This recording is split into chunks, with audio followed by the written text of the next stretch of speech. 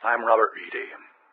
The following film chronicles a peculiar scenario playing out in southern New Hampshire. It is a strange phenomenon reported by many witnesses and recorded by several researchers. This film will suggest some ideas about this phenomenon, but in the end, you, the viewer, must come to your own conclusions. You need not believe the sightings. You need not believe anything. The case, though, is compelling nonetheless. Prepare to journey to a sleepy town in search of one of the most famous monsters in the world, Bigfoot.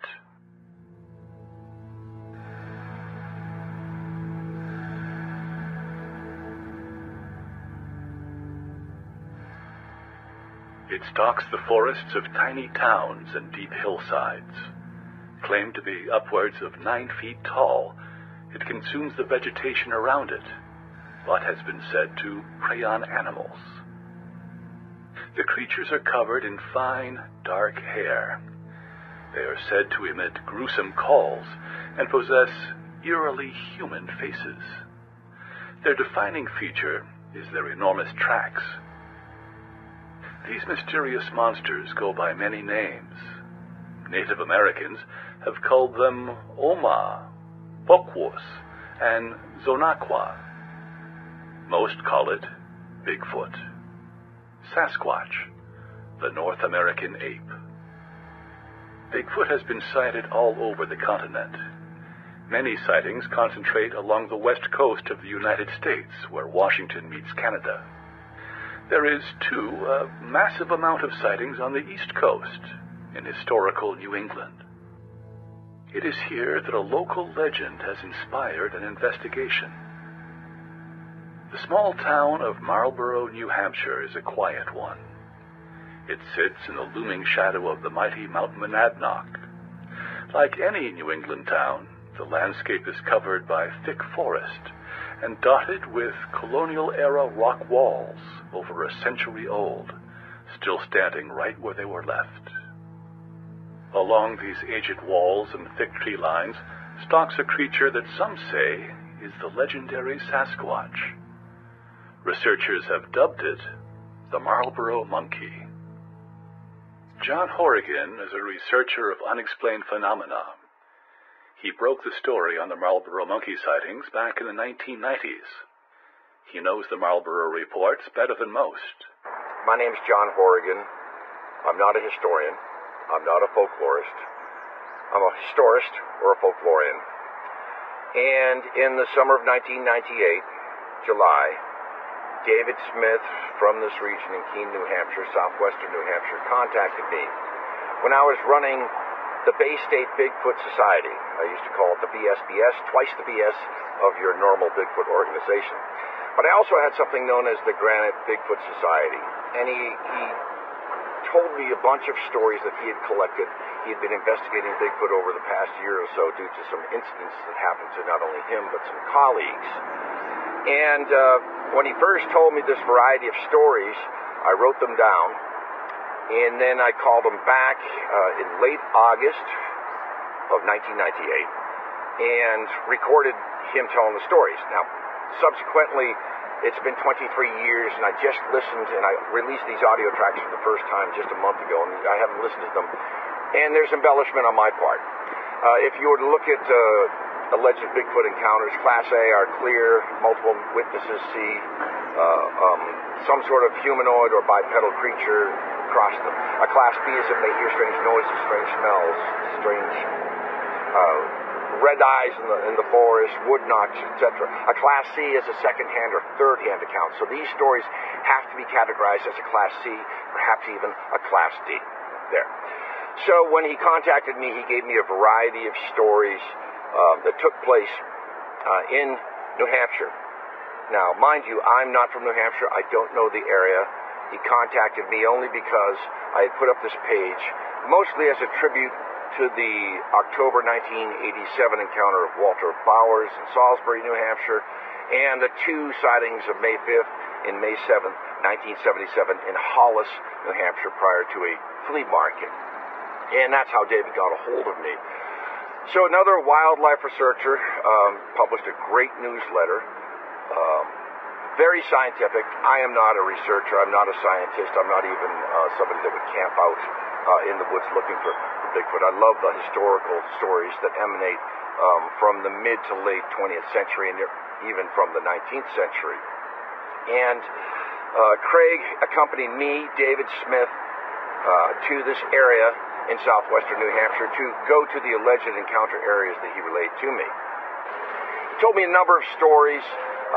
One in an area known as Sandbanks near the Marlborough quarries. It's circa 1975, and a couple who now lives in Swansea, New Hampshire, relayed this story. These two people are hiking in the Marlborough quarries. When late afternoon they come upon, they have this distinct feeling that perhaps something's watching them, and behind the rock they see a head pop up. And they claimed it was orange in color, and they got a good look at the face, and the entity or creature or whatever this thing was almost playing hide and seek with them. Now, it's the first thing, I'll be the first one to call BS on this, but they described it as an orangutan. And they said that for 15 or 20 minutes, this thing would, wherever they walked, it would hide behind a rock and pop its head up. After a while, they got spooked and left the area. I wrote up that story relayed to me through David Smith, and I called it the Marlborough Monkey. Another story in Marlborough took place. David Smith calls me back the second time. It's late August. We're planning an expedition, and I'm bringing in Craig Huntsman.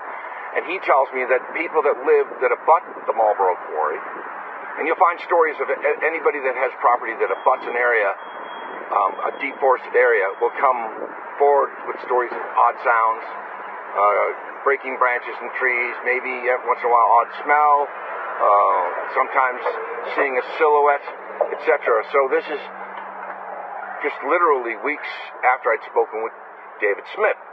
And apparently these people who abut this area called Sandbanks near Marlborough quarries had heard chattering and howling coming from the woods, and they attributed it to kids having a beer blast up there. But they claimed one night they saw a silhouette, it was a full moon, of this humanoid creature. It ambled up a bank and went across the ledge and disappeared. On another occasion, they heard breaking branches as if this thing was coming down out of the wooded area towards their backyard. And I called that the Marlborough Man. Another story David Smith relayed to me was of a taxi cab driver in January of 1998. David was working as a dispatcher. He also drove a cab. It was, I guess, late on a Saturday night, early Sunday morning. Betty Jo dropped off a fare in Stoddard. Stoddard is a very remote area. She went up some old logging road and wanted to turn around because she got lost. These are the days before GPS. These are the days before MapQuest.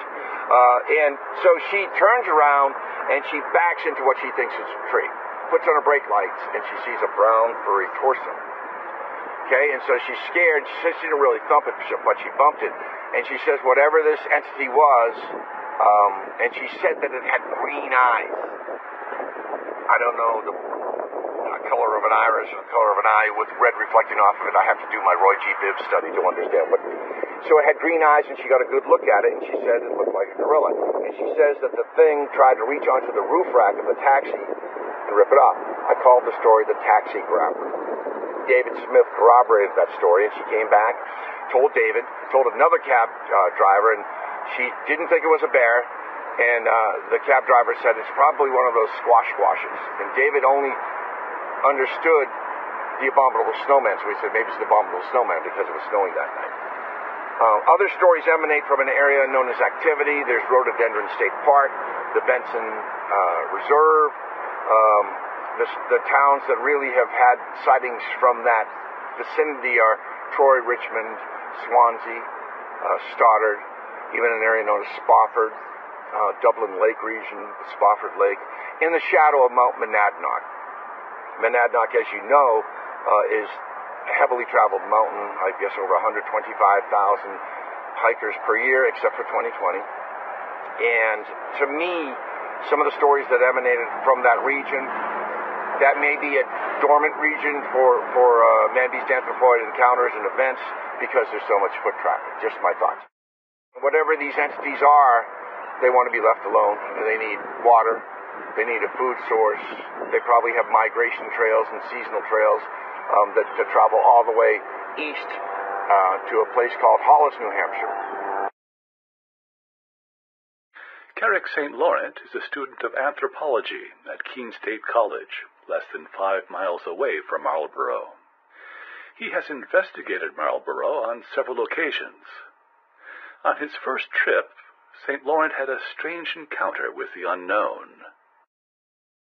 We're in the area right now where back in November I was call blasting the Snohomish County recordings as well as chimpanzee vocalizations. And from off in this direction over here, past one of the old New England stone walls here, was where wood knocking could be heard, far off in the distance, more towards where the area opens up into a sort of woodland peninsula near Cooper Hill.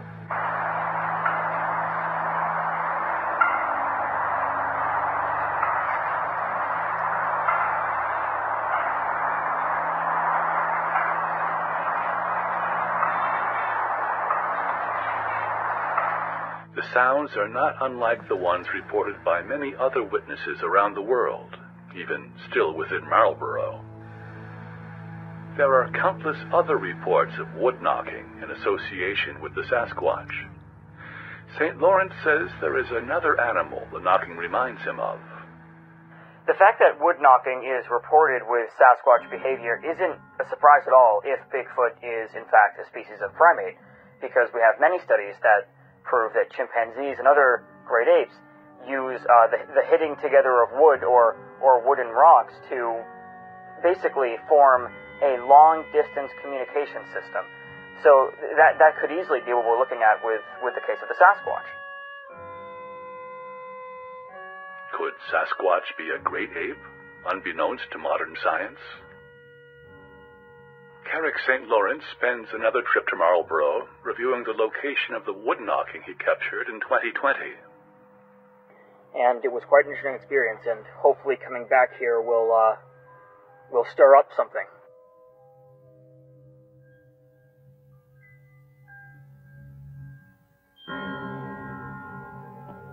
Now this is really rather strange because we find a lot of tree snaps and tree breaks in these areas, especially this one right now, of course, being what we're investigating. And it's just, it's superficial stuff at best, really. That happens all the time in nature. This, however, albeit a tiny bit rotted, but really not very much, this is a live tree. This was at least a live tree, right next to a much sturdier one combined with it. And it has been really just twisted and snapped, and that's a bit more difficult to explain than your superficial, typical tree break. There are no hairs that can be seen, no signs of claw marks or anything, so how exactly this happened is difficult to discern.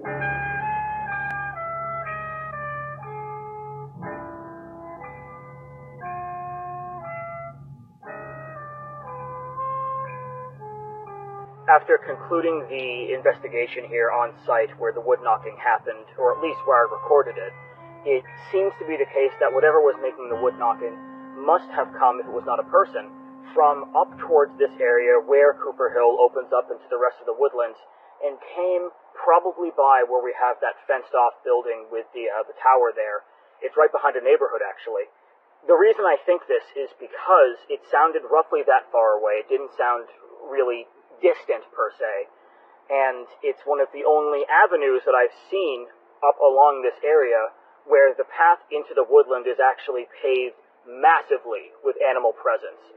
Of course, we find signs of animals everywhere here, it being the woodlands, but we have more tracks there, we have more active birds there, we have owls during the daytime occasionally there, so it really does seem to be the case that if there was any game trail that the Marlborough Monkey would be taking, it would be that one.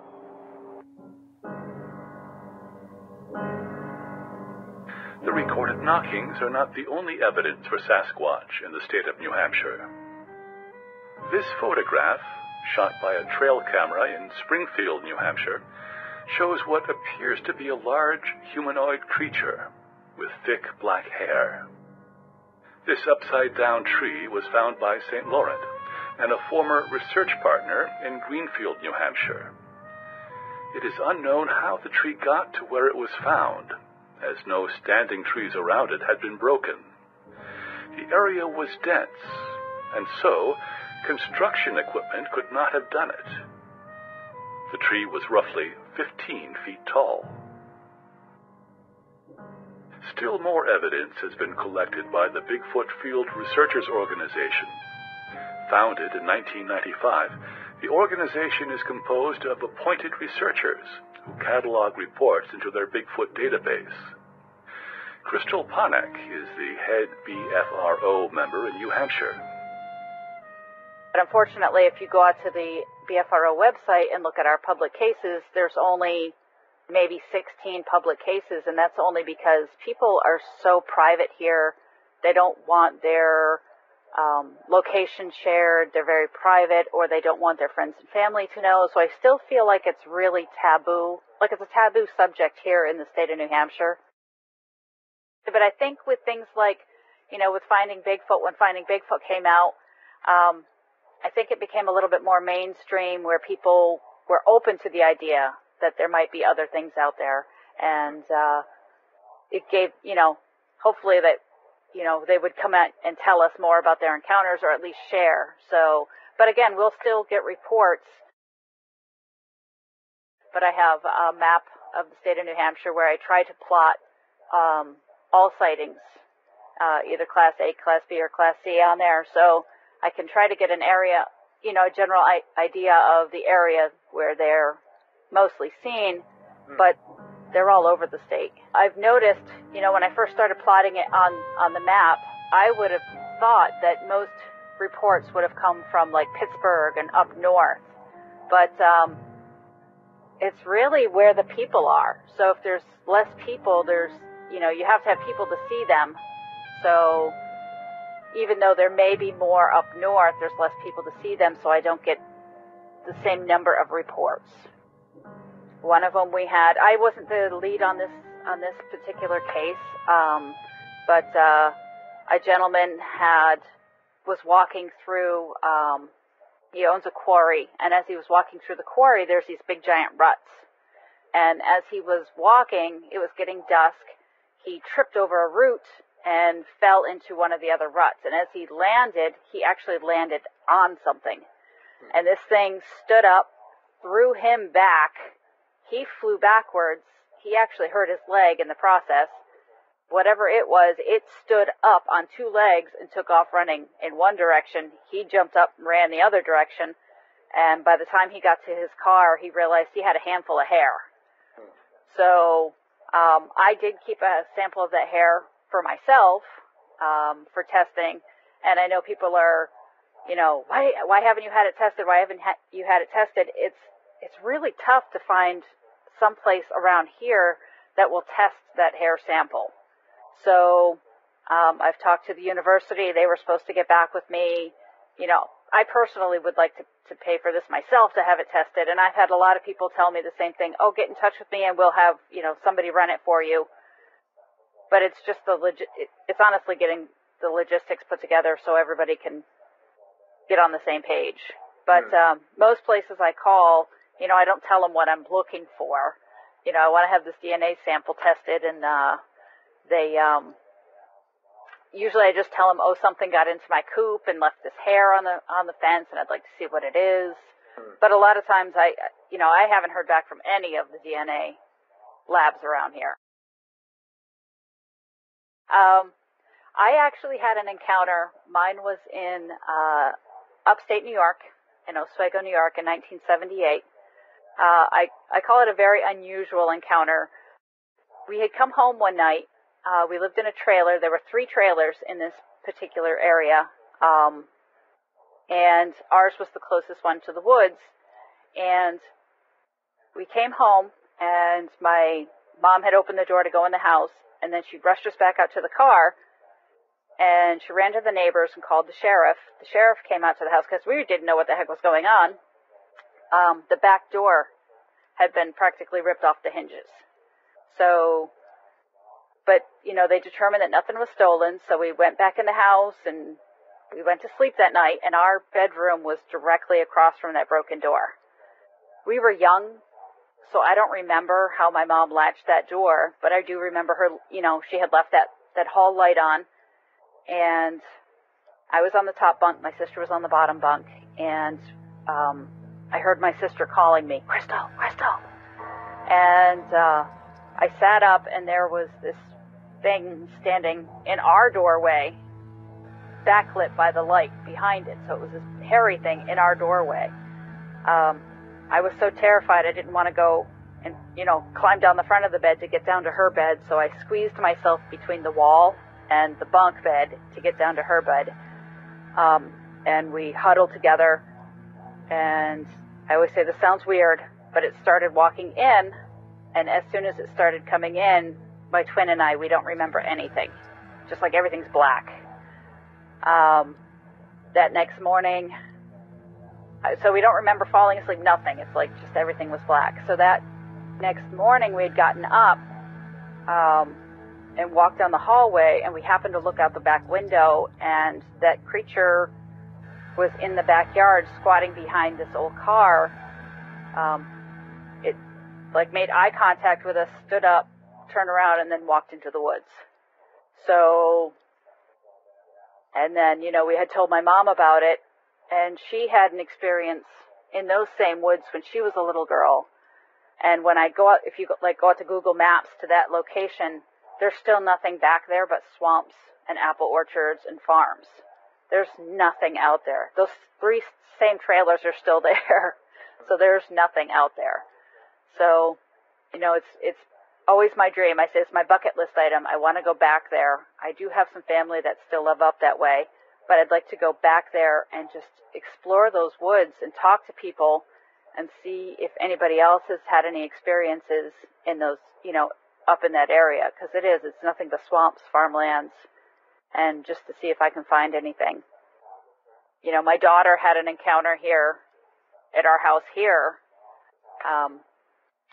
I was working from home. We had been here a few years. We live in a log cabin, kind of on a dirt road. We do have a stream that runs through the back of the property, the Mad River. And she, this was before I knew anything, did anything regarding Bigfoot. This is kind of what pushed me more into doing what I do now, because now I want answers. But what happened was she was home that day from school, and I worked from home. My husband and I owned a computer training company, and I had to make a phone call. So, I always told the kids if I was on the phone, Mom's got to make a call, be quiet. They knew the rules. So I'd go in my office, I shut the door, I'm on the phone with this guy, and I'm just having a conversation with him, and all of a sudden, bam, bam, bam, bam, bam, she's banging on the door, screaming, crying, and I'm like, she knows I'm on the phone, what is she doing? So I'm trying to cover the phone up, and I throw a stapler at the door, finally I just had to tell the guy, I'm sorry, my daughter's here today, can I call you back in 10 minutes? And he was like, yeah, sure, so I hang up the phone. Of course I go to rip open the door, I'm on the phone, what are you doing? I rip open the door, and she just clung on to me, and she's crying, and I'm kind of pushing her back, what's going on, what's going on? And she told me, a big hairy man just walked by the window. And I said, well, what do you mean a big hairy man? And she was like, a big hairy man just walked by the window. So I run to the window, and I'm looking, and I'm like, was it a bear? She was like, no, it was a big hairy man. He was so tall that she couldn't see his head. She could only see his shoulder and his arm down to his waist as he went by the window. And she said she could see the hair hanging off of his arm, and he just walked into the woods. And of course, when I look back now, I'm like, why didn't I go out and look for prints? Why didn't I go out and look for hair? Why didn't I, I didn't know what to do. So I was like, well, let me go outside and see if I can hear anything. And she's hanging off the back of my sweater, no, you can't go outside, you can't go outside. We were home alone, so she didn't want me to be, go out there. And, even to this day, she doesn't like going outside alone. Well, there's a great deal of people who've reported strange things from Marlborough, and there really is this consistency in areas. We've received, many stories from people in surrounding areas around Marlborough about Sasquatch sightings, but also people who used to live in Marlborough have stories from Troy Road, for example, which is the same area as some anonymous sightings we've received. You know, there's many strange stories from Marlborough spanning across a very wide range of time. Many stories that we've been getting recently, and it has been quite a lot since starting this documentary, have been from people who've moved out of Marlborough since, or have had a friend who's moved out since who has a story. We've had at least 3 different reports of sightings or similar events from Troy Road, and we have a particular story, for example, from Meeting House Pond, which was just last year in 2020. And then, of course, you have some people who luckily don't want anonymity, and you have people like Matt Lyon, who has stories from around Marlborough and who has friends who lived in Marlborough who have stories as well. I moved to New Hampshire in 2013 into Fitzwilliam. Our property, I'm not huge on putting out the exact location. If they live there, I think they should be able to live there, and I don't want people to go out and try to kill them and stuff, but they're definitely there, if not all the time, then cyclically and regularly. But our property was the furthest out property you could get in Fitzwilliam. It borders the Fitzwilliam Town Forest in the town of Richmond. So it is in the corner of town, way up on a hill. To enter our woods, there's basically nothing until you get to the Keene Airport. It's like 10 miles of wilderness. Okay? So it is desolate. My roommate at the time was from Los Angeles. I'm from upstate New York originally, so I mean, I grew up hunting and fishing and trapping and just living in the streams. You know, and so one night I'm laying in bed, it's 3 o'clock in the morning. She comes into my room, she's like, man, there's a sound outside. You know, she's smoking her last cigarette before bed. And we got a big front lawn, and to the left is a wooded border about 30 yards away. And that's the beginning of nothing for 10 miles. And she's like, man, there's a sound just inside the woods. You gotta come through. I was like, okay. So I climb out of bed and I go out there, and she jumps outside. She's smoking her cigarette in front of the house, and I just stick my head out like the sliding glass door. She goes, hang on a second. It'll do it in a second. It'll do it in a second. I'm like, okay. So I'm waiting. And I'm waiting for an owl. I was waiting for an owl or a deer to snort, or, you know, who knows. So I hear this, if you exhale as hard as you can, as fast as you can, that's the sound I heard to a T, except about if you had a lung the size of a garbage can. So it did it once, and I was like, dude, did you hear it? Did you hear it? I was like, yeah, and last thing I want to tell this girl is that I don't know what that is. And then it does it again. And I'm like, so, and then it starts doing it a little bit faster. It's like, and I'm like, oh, okay. It automatically, like, something instinctually in me kicked in. I reached out and I grabbed her by the back of the shirt and I pulled her right back in. I threw her cigarette on the lawn and I shut the door. So I take this kid from California. This kid and his girlfriend from California, 23, 24 years old.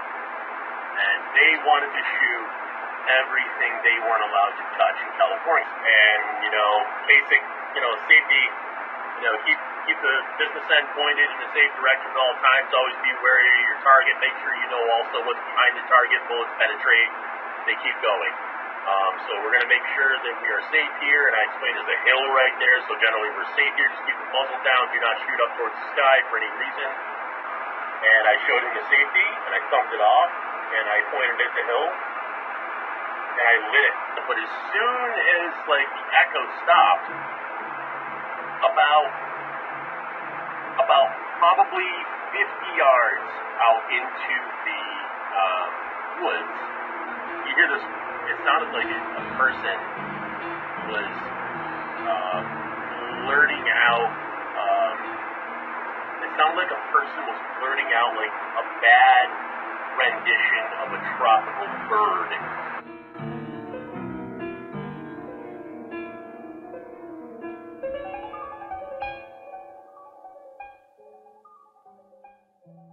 So we're out here at Meeting House Pond today, and this is where a lot of the sightings that we've been getting recently have converged. This area in between Troy Road. So we're going to be trying rock clacking, wood knocking, rocks against trees, and just kind of generally walking about, doing vocalizations, and seeing if whatever's out here can be stirred up, because we have quite an influx happening here, and that's obviously very interesting. So hopefully we can have something happen today.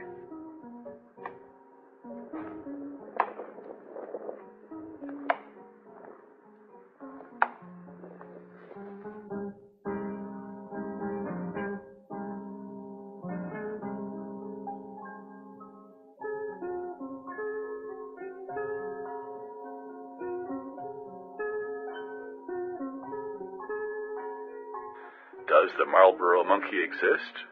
The geography lends itself to the possibility of a small population of large apes. The evidence for such a species has not yet slowed in its progression. Alexander Petikoff is a filmmaker and researcher who is also native to New Hampshire. He has spent years researching New Hampshire Bigfoot sightings. He also has captured potential evidence of a great ape in the Granite State. I've always been interested in the Bigfoot subject, so that has led me to looking into New Hampshire reports. I found that the lack of public reports for the state of New Hampshire, was disappointing. So I said, why are there so few reports? I've heard of many reports. There's lots of stories, and it's not too hard to find people who've had some sort of encounters. I grew up in the States, so I always had a curiosity about the topic. So that sort of just led me into talking to folks who have had encounters, whether it be in different parts of the state or even doing kind of my own research. And that's how I've had some experiences kind of coincidentally. Cases that stand out to me in New Hampshire are back in like 2015, 2016, I was going up to the White Mountains pretty frequently to an area called Berlin, working with a researcher named Michael Eastman up there. We went out to some areas and we were finding, stick structure-esque kind of things. I mean, that's a topic that's up for debate, but we would hear some sort of vocals, and Michael shared a lot about the strange stuff that he recorded. He claimed to have Bigfoot language recordings. What I found interesting was that area in Berlin, Coos County, has a story of the wood devils, which go back hundreds of years, basically. It's a logging story of these tall, hairy creatures. I've subsequently heard people, say that story was used on them as a kid to keep them out of the woods, kind of like a boogeyman story. In the area around Berlin, there's a lot of reports. I was told about a report about blueberry picking in August, a woman seeing what she thought was a bear, and it stood up on two legs and walked away like a man and looked ape-like. Stories of hunters running into some sort of a drunk Bigfoot-like creature stumbling around in an apple orchard, scared them out of the woods. A woman driving on a back road outside of Berlin and having what she thought was a bear run in front of the car, and it stood up on two legs and started waving its hands and doing something in front of the headlights of the car on this dirt road. Very peculiar. Just a lot of sightings in that area. There's also an incident called the Monster on High Street, where there's, I think in the 70s or 80s, some sort of creature that walked through multiple backyards. For me, a case that sticks out is one in south central New Hampshire, a case that I've experienced some wood knocking and other things, and have subsequently befriended a property owner who's had visuals, rocks thrown at the house, rocks thrown at the screen in front of his face, other behaviors not that far from other reports in the area, and virtually the closest house to where I've experienced stuff in this wooded area. Petikoff and St. Laurent conduct another expedition into the wilderness surrounding Marlborough in the hopes of finding some sort of evidence for the Marlborough monkey.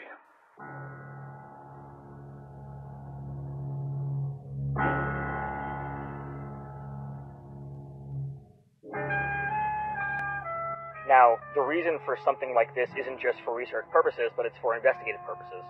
So, when we find an unknown print, if we find one, hopefully this can serve as a scientific anatomical model for what we can kind of expect if it is this unknown primate that we're looking for, whether it be a handprint, a footprint, dermal ridges, what have you. And we do have this marshland nearby, so hopefully we do have an area of soil that something will pass through that we can actually, see that it's passed through. So. And, trace evidence really is the best evidence that us researchers can hope for, because it sticks around for a while.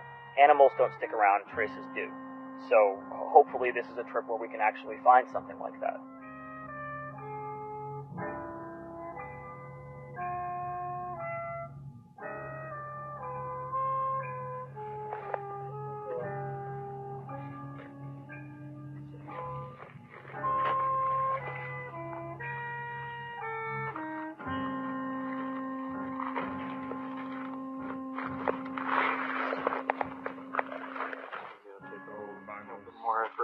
so we have the trail camera on the tree right now.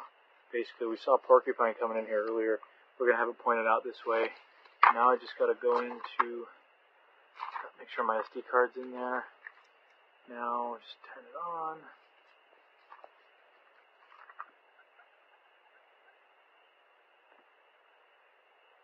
Just going to hold it down for a bit.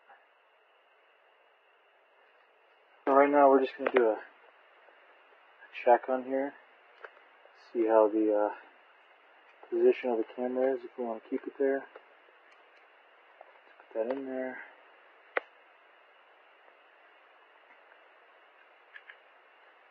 Card in.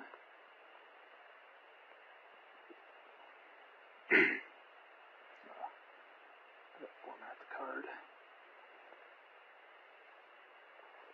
Alright, so here's our position.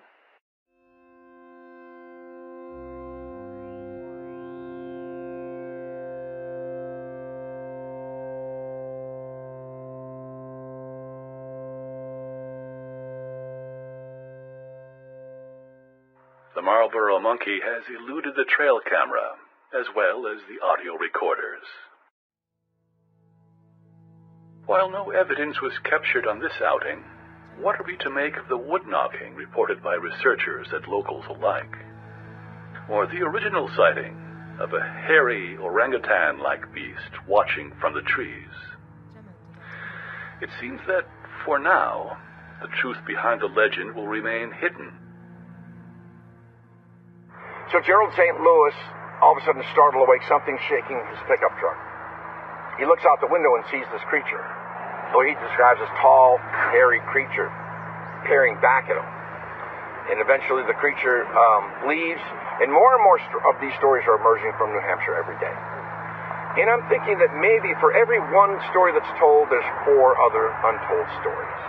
And they all seem to corroborate. Vague, ambiguous, I heard this, I smelled this, I saw this, I found these prints.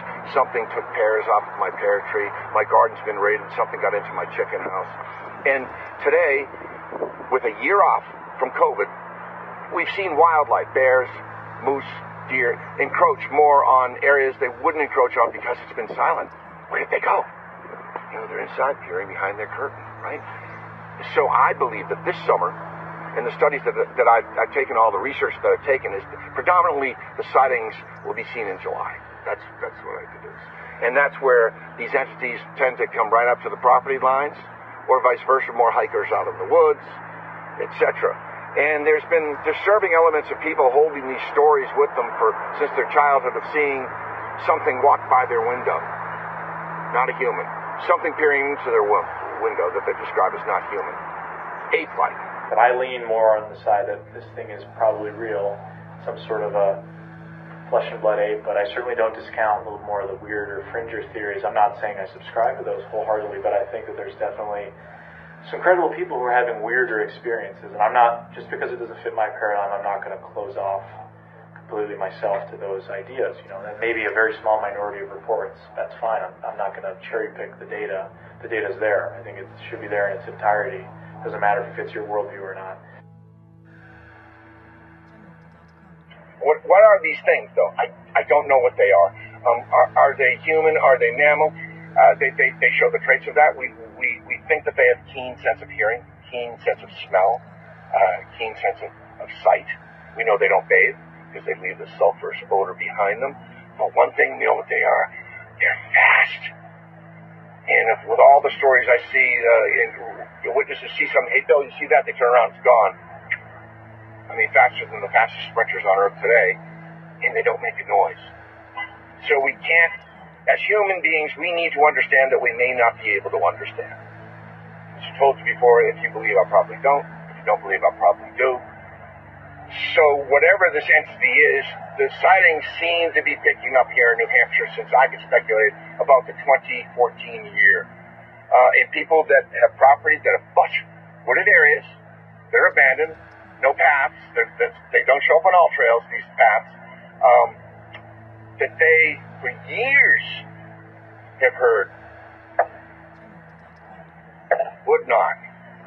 Others have said that they've watched some entity walk by their living room window. Did you see that? Some said they'd looked into their bedroom windows. Freaky stuff. And these people hold this terror with them today. And I think when they talk with Bigfoot researchers, it puts them at ease a little. It's almost like therapy. Get the story out. And then the different researchers can compare stories where they're consistent with the retelling of the story. And I think that if you do have a sighting, which is rare, but if you hear odd noises, you hear howling. Some of the stories I've read is they hear a howling, then coyotes howl, and then they hear a louder howl, and the coyotes stop, and everything goes silent. But if you have an encounter, reach out to multiple research groups. You can find them online, and tell as many as you can. And an investigator, if you want, would come out and help you out and look over the area and just see that, maybe you did see a bear. Moose aren't the brightest things here, but you know what a moose is. They're huge. But if there's an odor, on rare cases, they'll find footprints, maybe even hair. But people that have gardens that abut woods find them raided continuously. And it's either somebody who's coming at 3 in the morning that wants tomatoes to rob your garden and you're down a long stretch of road, or there's something out there. There's something in the woods. Perhaps there is no such animal, and the entire story is a myth. Or perhaps it is only a matter of time until the Marlborough Monkey steps out from just the right tree.